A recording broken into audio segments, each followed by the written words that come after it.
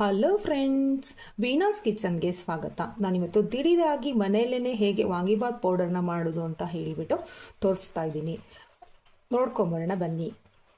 ವಾಂಗಿಬಾತ್ ಪೌಡರ್ನ ಮಾಡಲಿಕ್ಕೆ ಮೊದಲೇದಾಗಿ ತವಕ್ಕೆ ಒಂದು 2 ಟೇಬಲ್ ಸ್ಪೂನ್ ಆಗೋಷ್ಟು ಕಡಲೆಬೇಳೆನ ಹಾಕ್ಕೊಳ್ತಾ ಇದ್ದೀನಿ. ಹಾಕ್ಕೊಂಡು ಸ್ವಲ್ಪ ಕೆಂಪಾಗೋ ತನಕ ಹುರ್ಕೊಳ್ಳೋಣ. ಇದನ್ನು ಎಣ್ಣೆ ಹಾಕ್ದೇನೆ ಹಾಗೆ ಹುರ್ಕೋಬೇಕಾಗತ್ತೆ. ಕಡಲೆಬೇಳೆ ಸ್ವಲ್ಪ ಆಗೋಷ್ಟಕ್ಕೆ 1 ಸ್ಪೂನ್ ಆಗುವಷ್ಟು ಉದ್ದಿನಬೇಳೆನ ಹಾಕೊಳ್ತಾ ಇದ್ದೀನಿ. ಇದಕ್ಕೆ ನಾವು ಎಣ್ಣೆ ಹಾಕೊಳ್ಳದೆ ಹುರ್ಕೊಂಡ್ರೆ ತುಂಬ ದಿನ ನಾವು ಇದನ್ನು ಕೆಡದೆ ಹಾಗೆ ಇಡ್ಬೋದು. ಒಂದು 6 ತಿಂಗಳು 8 ತಿಂಗಳು ತನಕ ನಾವು ವಾಂಗಿಬಾತ್ ಪೌಡರ್ನ ಹಾಗೆ ಇಟ್ಕೋಬೋದು. ಎಣ್ಣೆ ಹಾಕಿದ್ರೆ ಸ್ವಲ್ಪ ಸ್ಮೆಲ್ ಬರುತ್ತಲ್ವ, ಹಾಗಾಗಿ ನಾನು ಸ್ವಲ್ಪ ಡ್ರೈ ರೋಸ್ಟ್ ಮಾಡಿಕೊಂಡೆ ಮಾಡ್ತಾಯಿದ್ದೀನಿ. ಉದ್ದಿನಬೇಳೆನ ಸ್ವಲ್ಪ ಕೆಂಪಾದ ತಕ್ಷಣ ಇದಕ್ಕೆ ಒಂದು 4 ಬಳ್ಳಿ ಮೆಣಸನ್ನ ಹಾಕ್ಕೊಳ್ತಾ ಇದ್ದೀನಿ. ಚೆನ್ನಾಗಿ ಕಲರ್ ಬರಲಿ ಅಂತ ಹೇಳಿಬಿಟ್ಟು ಬ್ಯಾಡಗೆ ಮೆಣಸನ್ನು 4 ಹಾಕ್ಕೊಳ್ತಾ ಇದ್ದೀನಿ. ಮತ್ತು 3 ತುಂಡಾಗೋಷ್ಟು ಚಕ್ಕೆ, ಮತ್ತು ಚಕ್ರ ಮೊಗ್ಗು 2 ಪೀಸ್ ಹಾಕ್ಕೊಳ್ತಾ ಇದ್ದೀನಿ. 1 ಲವಂಗ ಅಲ್ಲ ಒಂದು ಏಲಕ್ಕಿನ ಹಾಕ್ಕೊಳ್ತಾ ಇದ್ದೀನಿ. ಮತ್ತು 3 ಲವಂಗನ ಹಾಕ್ಕೊಳ್ತಾ ಇದ್ದೀನಿ.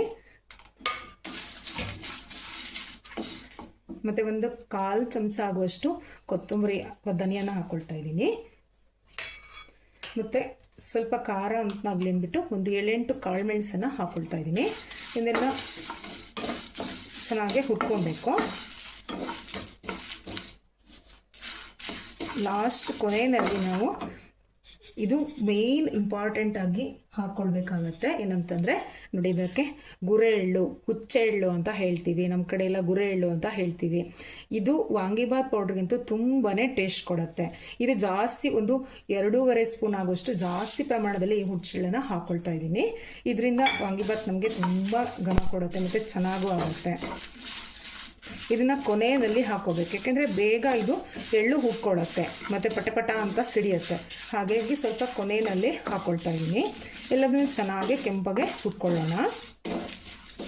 ಈ ವಾಂಗಿಬಾತ್ ಪೌಡರ್ಗೆ ಜಾಸ್ತಿ ನಾವು ಮಸಾಲೆನೂ ಸಹ ಹಾಕೋಬಾರ್ದು, ಅಷ್ಟೊಂದಾಗಿ ಚೆನ್ನಾಗಾಗೋದಿಲ್ಲ. ಹಾಗಾಗಿ ಸ್ವಲ್ಪ ಪ್ರಮಾಣದಲ್ಲಿ ಚಕ್ಕೆ, ಲವಂಗ, ಏಲಕ್ಕಿ ಎಲ್ಲನೂ ತುಂಬ ಕಡಿಮೆ ಪ್ರಮಾಣದಲ್ಲಿ ಹಾಕೋಬೇಕಾಗತ್ತೆ. ನೋಡಿ, ನಮ್ಮದು ಇವಾಗ ಹೀಗೆ ಕುಟ್ಕೊಂಡಿದ್ದ ಐಟಮ್ ಎಲ್ಲ ಹುಟ್ಕೊಂಡಾಗಿದೆ ನೋಡಿ. ಈ ಜೆಳ್ಳಂತೂ ಚಟಪಟ ಅಂತ ಸಿಗ್ತಾ ಇದೆ ಅಲ್ಲ, ಇಷ್ಟು ಆದರೆ ಸಾಕಾಗುತ್ತೆ. ಇದನ್ನು ಇವಾಗ ಆರಿಸ್ಕೊಂಡು ಇದು ತಣ್ಣಗಾದ್ಮೇಲೆ ಮಿಕ್ಸಿ ಜಾರ್ಗೆ ಹಾಕಿ ಪುಡಿ ಮಾಡ್ಕೊಳ್ಳೋಣ. ಹುರ್ಕೊಂಡಿರುವ ಮಸಾಲೆಗಳೆಲ್ಲ ತಣ್ಣಗಾಗಿದೆ. ಇದನ್ನು ಮಿಕ್ಸಿ ಜಾರ್ಗೆ ಹಾಕ್ಕೊಳ್ಳೋಣ. ಒಂದು 1/4 ಟೀ ಸ್ಪೂನ್ ಆಗೋಷ್ಟು ಅರಿಶಿಣ ಹಾಕ್ಕೊಳ್ಳೋಣ. ನಾನು ಮನೇಲೇ ಪುಡಿ ಮಾಡಿ ಇಟ್ಕೊಂಡಿದ್ದೀನಿ ಅರಿಶಿಣ. ಇವಾಗ ಇದನ್ನು ನುಣ್ಣಗೆ ಪುಡಿ ಮಾಡ್ಕೊಂಡು ಬರೋಣ. ಇಲ್ಲಿ ನಮ್ಮ ವಾಂಗಿಬಾತ್ ಪೌಡರ್ ರೆಡಿಯಾಗಿದೆ. ನಾನು ಇದಕ್ಕೆ ಕೊಬ್ಬರಿನ ಸೇರಿಸಿಲ್ಲ.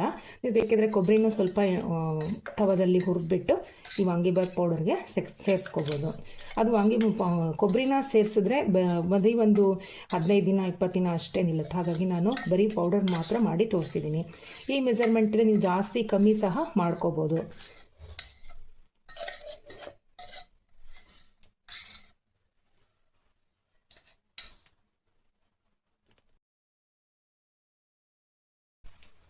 ಈ ವಾಂಗಿಬಾತ್ ಪೌಡರ್ನ ಬೇರೆ ಯಾವುದಾದ್ರೂ ಪಲ್ಯಕ್ಕೆ ಸಹ ಹಾಕೋಬೋದು. ಒಂದು ಅರ್ಧ ಸ್ಪೂನ್ ಹಾಕಿದ್ರೇ ತುಂಬ ಘಮ ಕೊಡುತ್ತೆ. ಮತ್ತು ನಾವು ಈ ಥರ ಪೌಡರ್ನ ಮಾಡಿ ಒಂದು ಡಬ್ಬದಲ್ಲಿ, ಗ್ಲಾಸಿನ ಡಬ್ಬದಲ್ಲಿ ಹಾಕಿ ಶೇಖರಣೆ ಮಾಡಿ ಇಟ್ಕೊಂಡ್ರೆ ತಿಂಗಳಾನ್ಗಟ್ಲೆ ನಾವು ಈ ವಾಂಗಿಬಾತ್ನ ಬೇಗ ದಿಢೀರಾಗಿ ತಯಾರಿಸ್ಬೋದು. ಈ ವಿಡಿಯೋ ನಿಮಗೆ ಇಷ್ಟವಾದಲ್ಲಿ ಲೈಕ್ ಮಾಡಿ, ಶೇರ್ ಮಾಡಿ ಹಾಗೂ ನನ್ನ ಚಾನಲನ್ನು ಸಬ್ಸ್ಕ್ರೈಬ್ ಆಗಿ. Thank you.